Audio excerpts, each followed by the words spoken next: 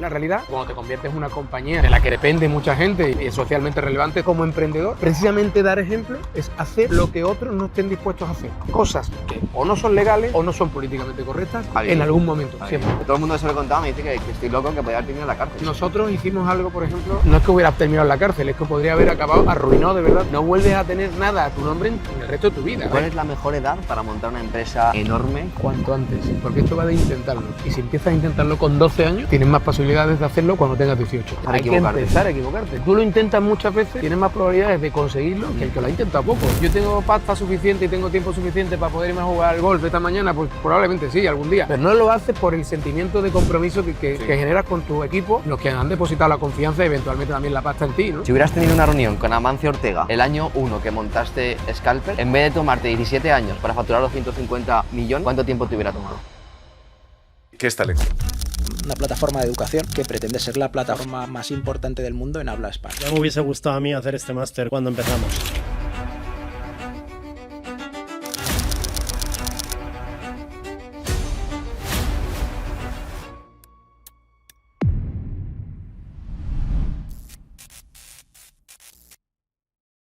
Hemos venido hasta Sevilla porque Borja Vázquez, el fundador de Scalpers, que por cierto están ahí sus oficinas, me escribió por Instagram hace 2 días en el cual estaba haciendo un podcast con un amigo suyo que se llama Miguel, es fundador de un montón de restaurantes y discotecas en Ibiza, y me dijo literal, lo podéis leer aquí, te pillo un coche de caballos para el jueves.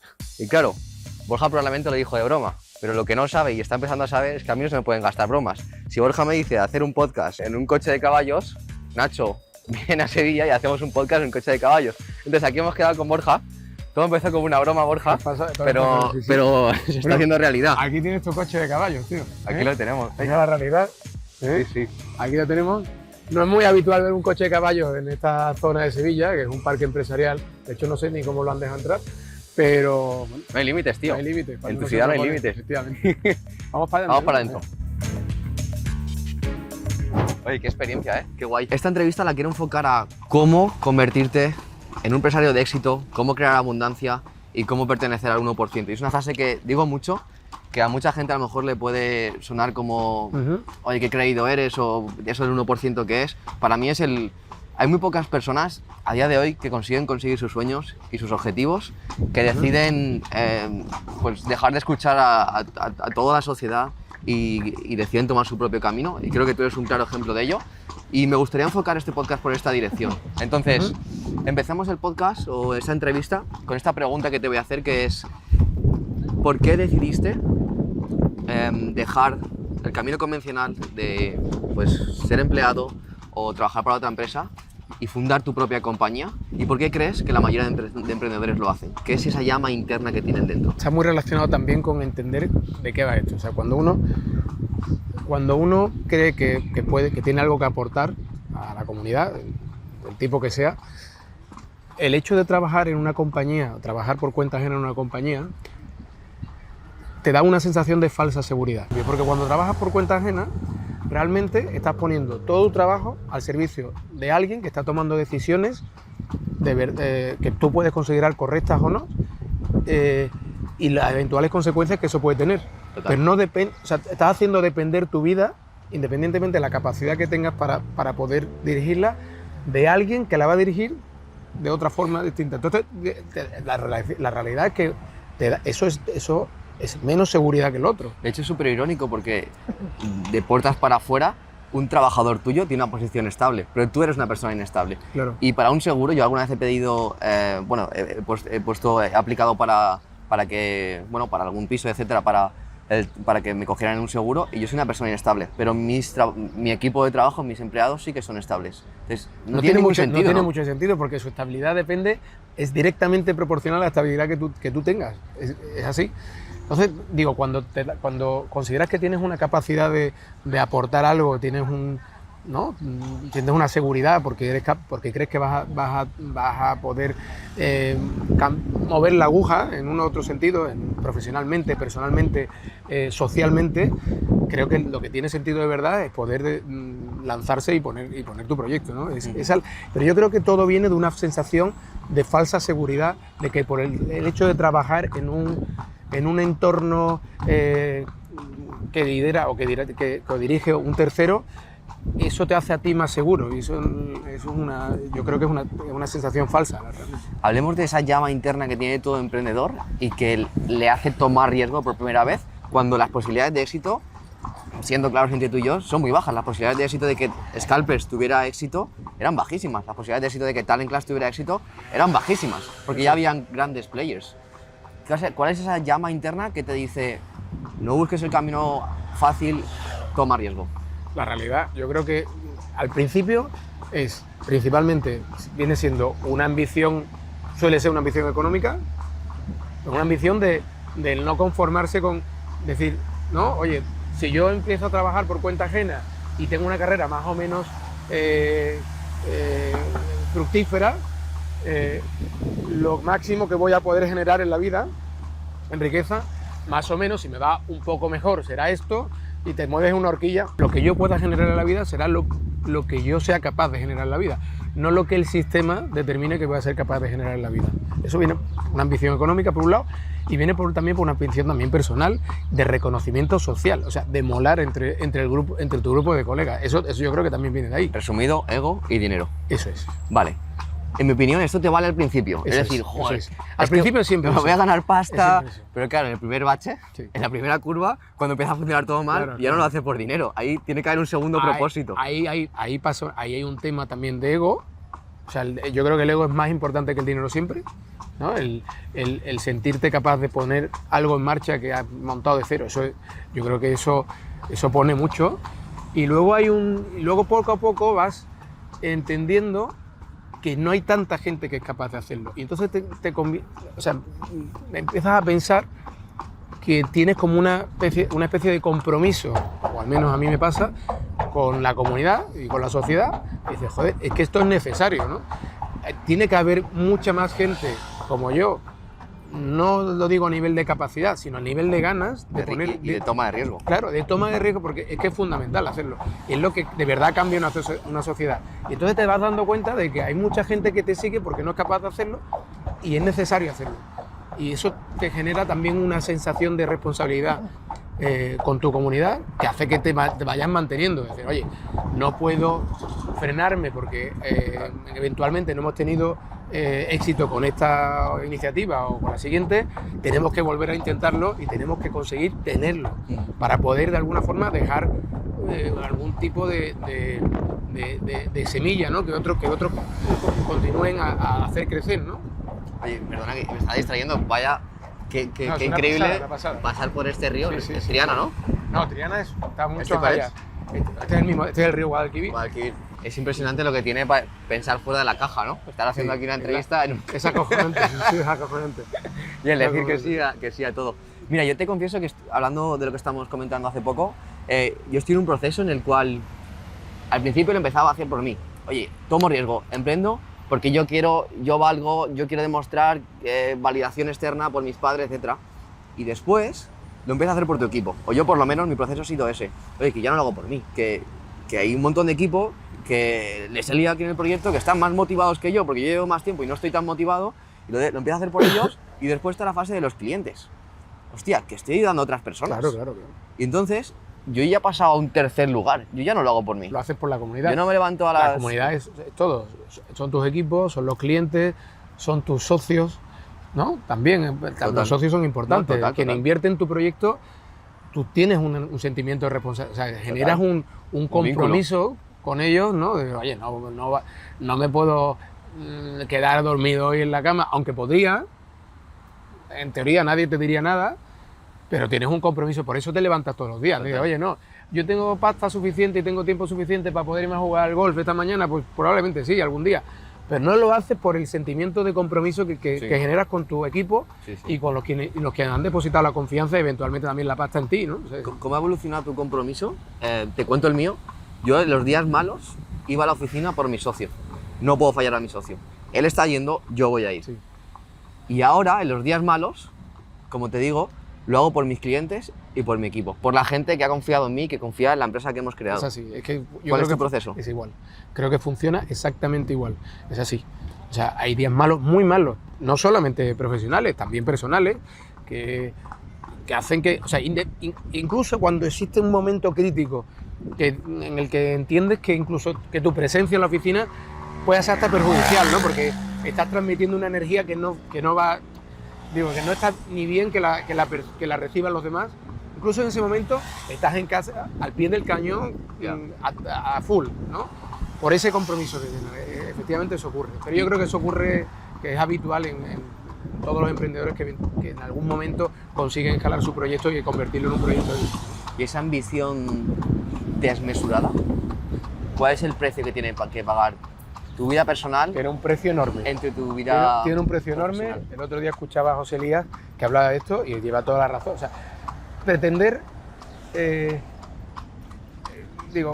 compensar, equilibrar tu vida personal con la profesional cuando tienes una ambición que no tiene límites, la verdad, porque como en tu caso, como en el mío, o sea, yo no le he puesto límites al proyecto. Yo no he montado una compañía que me dicen, oye, pero a ti te gustaría llegar ¿a cuánto? ¿A 200 millones? ¿A 300? Digo, a mí me gustaría llegar a todo. Toda la puta gasolina. A todo.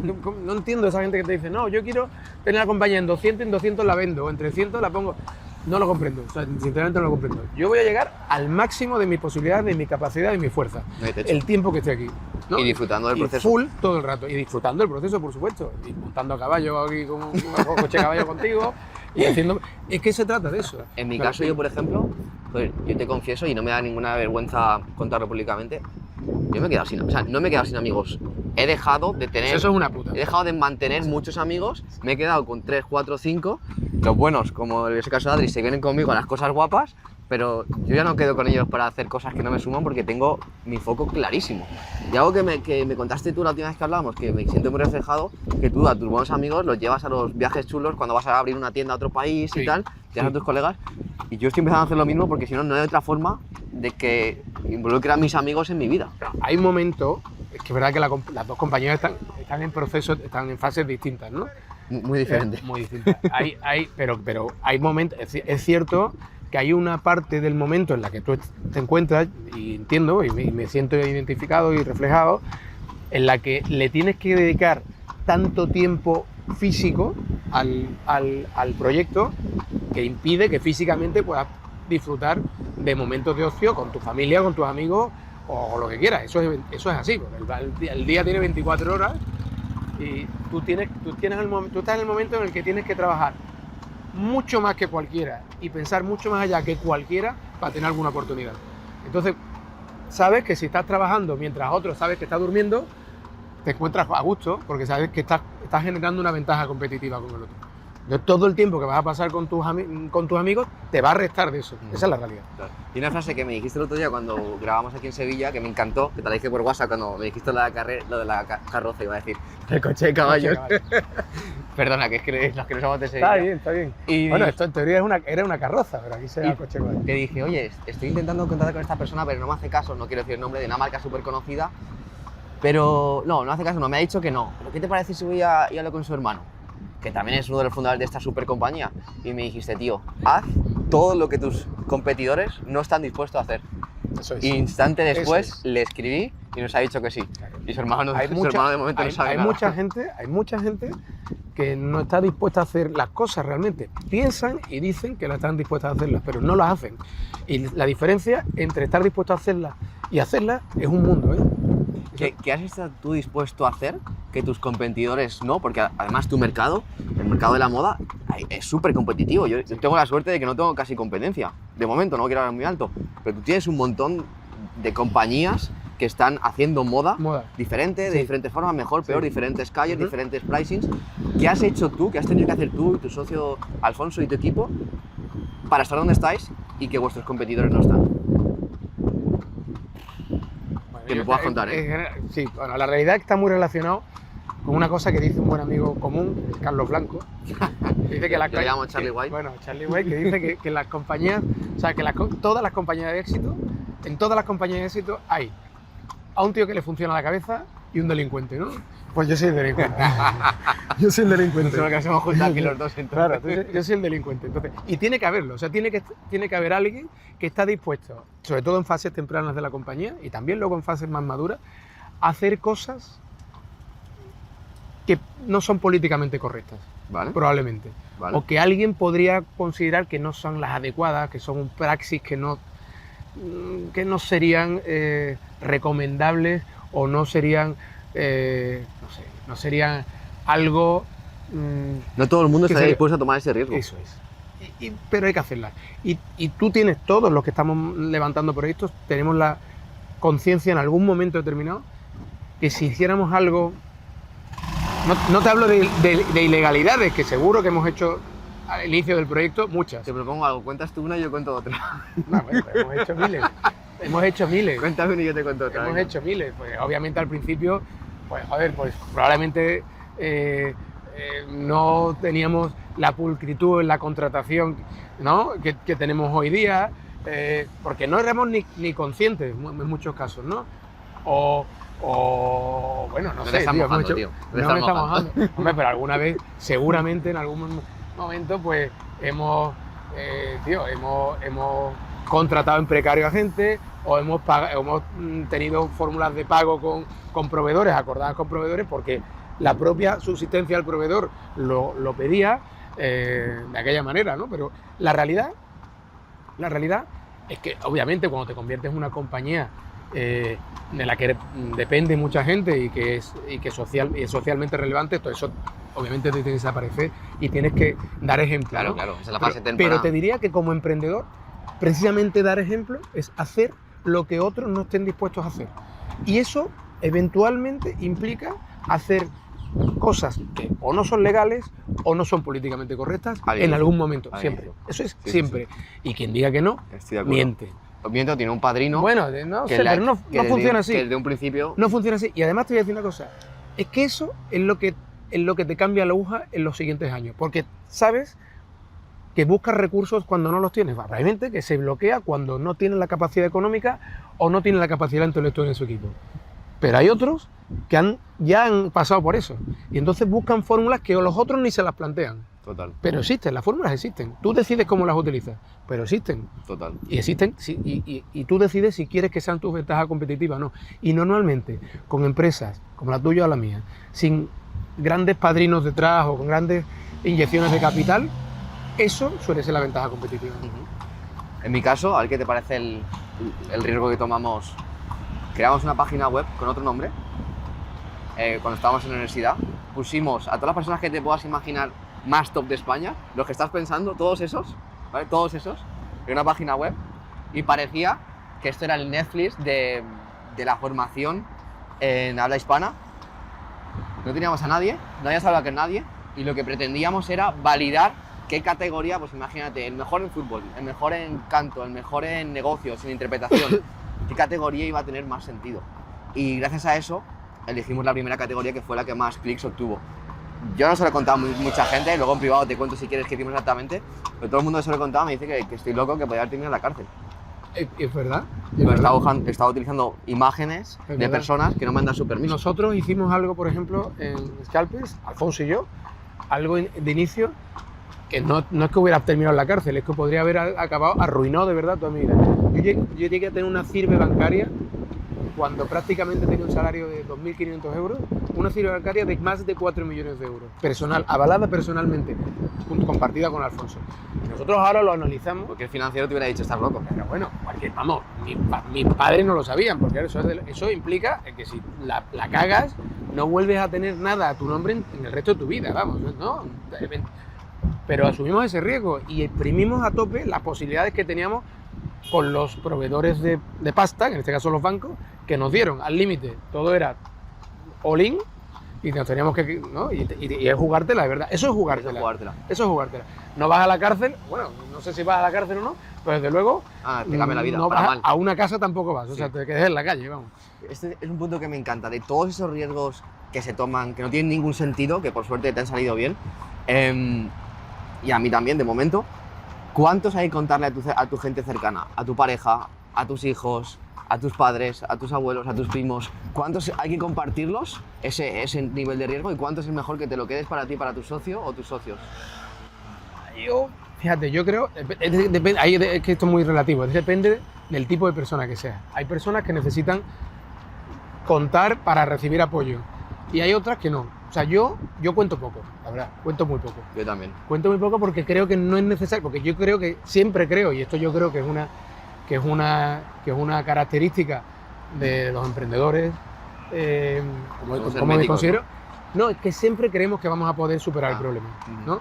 Y entonces, si eso lo crees, Porque no es un problema, es un reto. a bueno, un resolver. reto, son retos. Entonces, como siempre crees que vas a superar el reto, ¿para qué preocupar en exceso a alguien que no tiene las herramientas para solucionarlo y que si te quiere va a sufrir y va a generar una situación de ansiedad, ¿no? Y de frustración? ¿Para qué? O sea, yo solamente cuento retos o problemas a los que me enfrento en los que alguien al que se lo cuento me puede echar un cable, ¿no? Entonces, eventualmente mi pareja, mi esposa, me ha echado cables y me ha ayudado un huevo en todo este cambio, pero un huevo, o sea, también lo digo siempre, o sea, es imposible que nosotros hubiéramos llegado a este, y creo que también hablo por la boca de Alfonso, Sin el apoyo, ¿no? sin el apoyo de nuestra esposa y de nuestra familia no hubiéramos llegado ni de coña, porque han tenido que pasar un huevo de horas sin nosotros, muchísimo tiempo. Cuando digo sin nosotros no te hablo de ausencia física, te hablo de ausencia mental, ¿no? Incluso en casa. O sea, el estar físicamente en casa no implica que estás, ¿no? La realidad. Estás en otras cosas, estás pensando en otras cosas, con llamadas, pensando en futuros de la compañía. No estás pensando en tus hijos, no estás pensando en tu mujer. Es así. Pero es que al lado de un gran empresario o empresaria, o estás solo, o hay una gran mujer o hombre al lado. No hay otra opción. Pero cuando hablamos de grandeza, hablamos de una Apoyo, ¿no? capacidad, sí, de generosidad. Yo hablo de generosidad, de entender que el proyecto es más importante que todo. Ya, eso no es fácil de verlo, No ¿eh? es- Para la otra persona. No es nada fácil, muy difícil, muy difícil. Pero la realidad es que es lo que dice. Si analizas las situaciones de empresarios o empresarias de éxito, siempre existe o un apoyo familiar férreo, incondicional y constante, o soledad. Te hago la pregunta de otra forma. ¿Qué te parece que la mujer de Jeff Bezos, la ex mujer de Jeff Bezos, sea de unas personas más ricas del mundo? ¿Qué opinión tienes? Bueno, me parece cojonudo, ¿sabes? ¿Sí? Digo, sí, me parece cojonudo. Me parece que es parte son las reglas del juego, ¿no? O sea, me parece que... porque ¿tú no estás de acuerdo con eso? O sea, no tanto por el acuerdo que tuvieran matrimonial en gananciales o no, Sí. sino por parte de mérito que ella haya tenido en crear Amazon como apoyo emocional Estoy- a Jeff Bezos. Seguro. ¿Crees que Seguro. Una parte importantísima, fundamental. Es imposible que si tú si tú no tienes una estabilidad emocional, si no existe tu estabilidad, y tu estabilidad emocional no necesariamente está relacionada con que tengas una pareja, ¿no? Pero si no tienes una Depende de estabilidad... la persona que tengas. Una persona. Hay gente que soltero no Eso. puede emprender porque se distrae y hay gente que en pareja no puede emprender Pero, porque le quita tiempo. pero necesariamente necesitas estabilidad emocional. Para estar a full de tus capacidades intelectuales, físicas, necesitas estabilidad Amén. emocional. Y sin esa Amén. estabilidad, no puedes. Y yo necesitaba una estabilidad emocional con una pareja que yo probablemente solo no hubiera tenido esa estabilidad, Ok. la realidad. Entonces, bueno, pues he tenido la gran suerte de haber conocido a una persona que ha comprendido, o sea, que es muy difícil porque ha ido evolucionando como Contigo. tipo de persona conmigo y como he evolucionado yo, que yo soy sigo estando enamorado de ella, sigue siendo la persona que adoro a mis hijos y a mis amigos, pero necesariamente el proceso me ha cambiado. Esa es la Ha realidad. evolucionado, sí. Sí, y a veces puedo parecer más egoísta, a veces puedo parecer más egocéntrico, a veces puedo parecer más ambicioso. Depende del proceso. Yo creo que el desarrollo, y es un tema que me encanta, que me gustaría que empezáramos siguiéramos la entrevista por aquí, el desarrollo personal de una persona para que el crecimiento de una empresa sea exponencial es vital. No hay crecimiento empresarial, sino hay crecimiento personal del líder y de todo el equipo, Sí, para sin que duda. puedan crecer también tus Sin duda, clientes. sin duda, sin duda. Y mucha gente no lo entiende así. Mucha gente dice, no, yo, dinero, No, no va de facturación, eso, no va de facturación. eso. Ya, pero si tú No no va de estás eso. a la altura de ese crecimiento, tus inversores no van a confiar en ti. Estoy de acuerdo. No vas a tener capaz de atraer más capital. No vas a poder traer talento a tu equipo porque tus empleados, que al principio eran juniors, ahora empiezan a ser seniors y ya no Y confían luego en ti. tienes que ser capaz, y esto no es siempre fácil de involucrar, no sé si me estoy metiendo en un charco, pero esto no siempre es fácil de de hacerlo, o sea, de hacerlo casar con las necesidades o intereses de tus inversores, pero es muy necesario que tu equipo de confianza, tu círculo de confianza, comparta la misma visión y visión, la misma ambición y visión que tú. Y tienen que ser igualmente ambiciosos. Obviamente el proyecto lo lanzas tú y tú pusiste todos los huevos, ¿no? Y la cesta y eres el que tienes que escalarlo. Pero los de al lado tienen que tener esa ambición también y parte también del beneficio de si ahí 100%. se produce éxito, y que eso es fundamental. 100%. ¿Qué haces tú para trabajar tu crecimiento personal? He visto que te has puesto más cachas, estás más moreno. Oye, ahora estoy- ¿Qué trucos ahora tienes? estoy- ahora Cuéntame, estoy- ahora te contaré los míos. Pero el crecimiento personal... Para estar a la altura del crecimiento de tu compañía. Bueno, hago mucho, mira, ahora escucho mucho.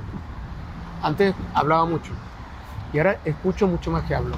Y de verdad empiezas a entender cuáles son las necesidades de las personas y el por qué, aunque tú creas que llevas la razón siempre, porque siempre creemos que llevamos la razón, el por qué un ángulo que a ti te parece absurdo y que en otras circunstancias yo hubiera saltado y lo hubiera rebatido, a veces tiene sentido, ¿no?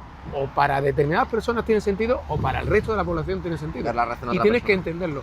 Y eso me ha hecho cambiar radicalmente en cómo trabajo con equipos ahora mismo. Sí, porque el que escucha es el que aprende. Es fundamental. Y tú Sí, no he escuchado mucho decirlo.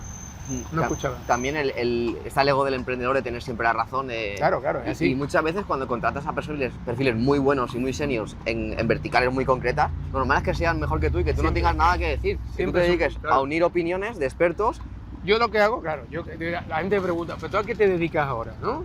Que ahora se te ve como que da charlas y vas a podcast con tíos guays y tal. ¿No? Dice, ¿a qué te dedicas ahora? Digo, pues mira, ahora lo que me dedico es a recibir personas, a escuchar a personas y a intentar crear los canales de comunicación entre equipos, entre ellos, ¿no? Hay tíos muy capaces y gente muy capaz en nuestras compañías que a veces no son capaces de comunicarse. Pues de eso me encargo, ¿sabes? De unir. De romper las barreras que se crean entre gente capaz Qué bueno. de distintas áreas funcionales y de escucharlos.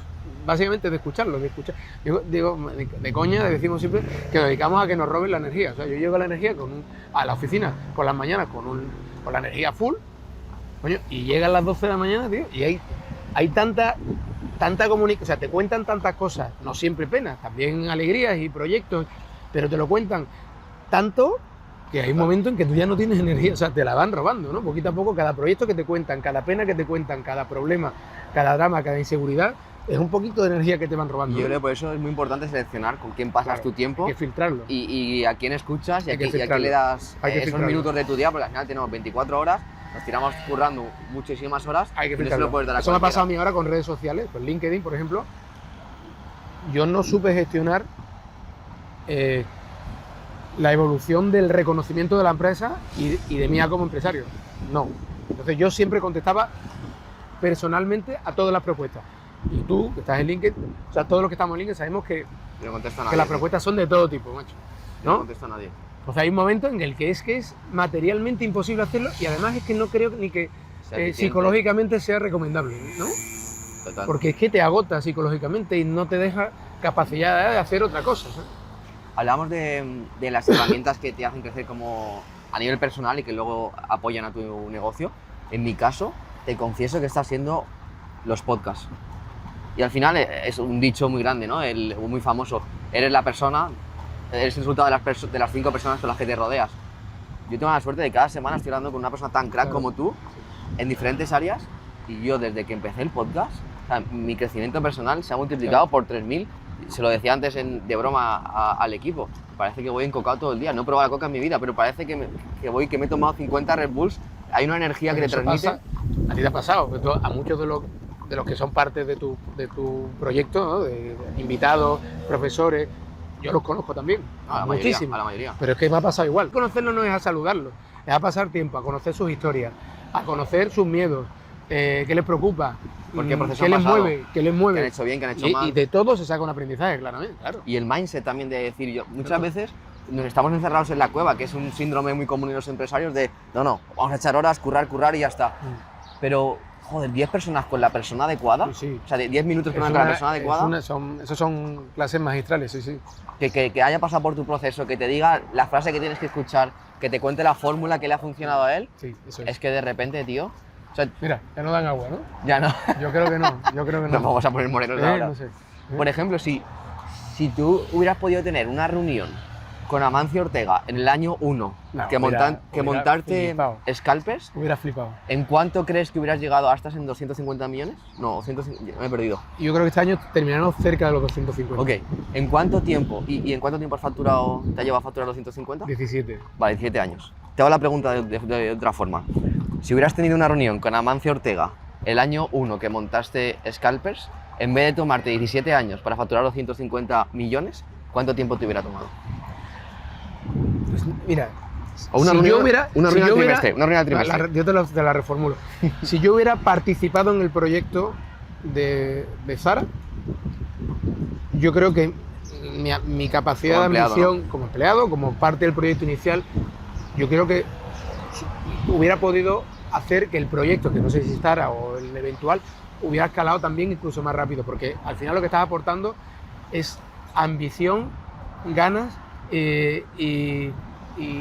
bueno, sobre todo ambición y ganas, ¿no?, al proyecto. La realidad es que si yo hubiera tenido que replicar, o sea, si yo hubiera escuchado a Amancio Ortega y lo hubiera replicado, yo creo que no hubiera sido igual. O sea, No replicado. Que te hubiera dicho, oye, tu marca es de esta forma, yo lo hice así, creo que lo podrías hacer de esta forma. O sea, escuchar el consejo de la escuchar el persona consejo adecuada es fundamental. en el momento adecuado. Pero, por ejemplo, y no es el caso de Amancio, yo conozco a una persona muy importante en Zara, accionista de la compañía, que está prácticamente desde los inicios, que es buen amigo y con el que hablo con cierta frecuencia. Y él me da unos consejos acojonantes, pero todo el rato. Pero claro, a mí me parecen hiper lejanos, ¿no? Porque sus consejos son desde una Ya. dimensión ya. Entonces, no lo sé, seguramente hubieran sido valiosos, pero cada compañía es un mundo, cada proceso de aprendizaje es un mundo, cada circunstancia, porque las circunstancias del proyecto son las circunstancias personales de quien lo lidera, ¿no? Es así. Ujú. O sea, Total. el proyecto de Zara es un proyecto de retail, igual que el nuestro es un proyecto de retail. Pero Amancio Ortega tenía probablemente unas circunstancias personales distintas a las que tengo yo y una idea de cómo tiene que desarrollar el proceso personal también probablemente distinta a la que tengo yo. Ujú. Fue otra época, no lo sé.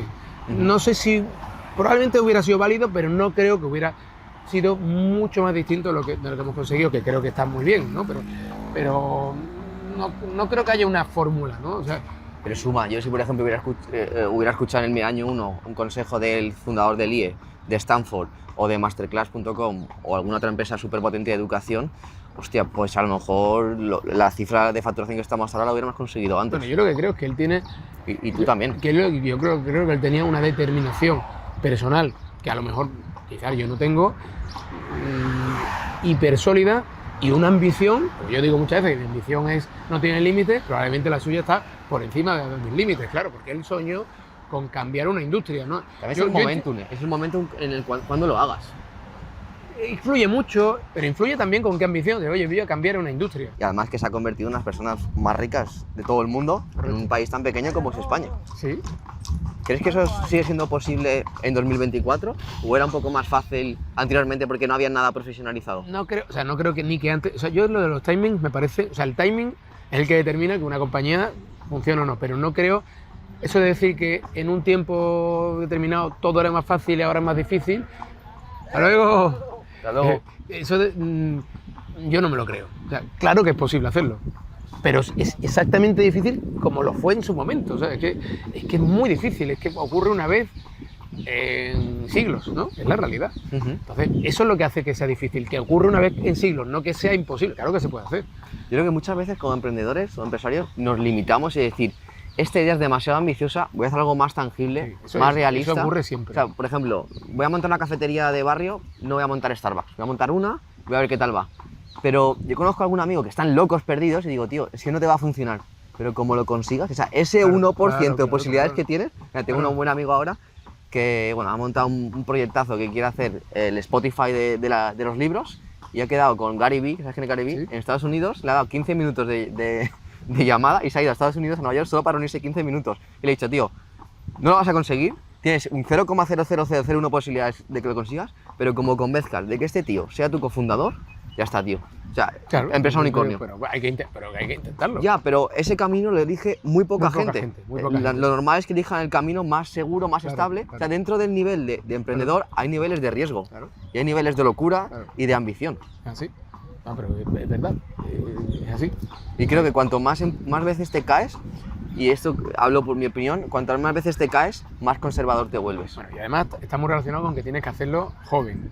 Ya. Cuando vas, cuando vas cumpliendo años y formas una familia, ya tus barreras, o sea, tu círculo tu círculo de confianza, tu estado de comodidad, no es solamente el tuyo, macho, es el de quien Total. depende de ti. Entonces, ¿Cuál es la mejor edad para montar una empresa enorme, con muchísima ambición, que consigas hacerte millonario a ti y a 4 generaciones más? cuanto antes, porque esto va de intentarlo. Y si empiezas a intentarlo con 12 años, tienes más posibilidades de hacerlo cuando tengas 18. Esa es la realidad.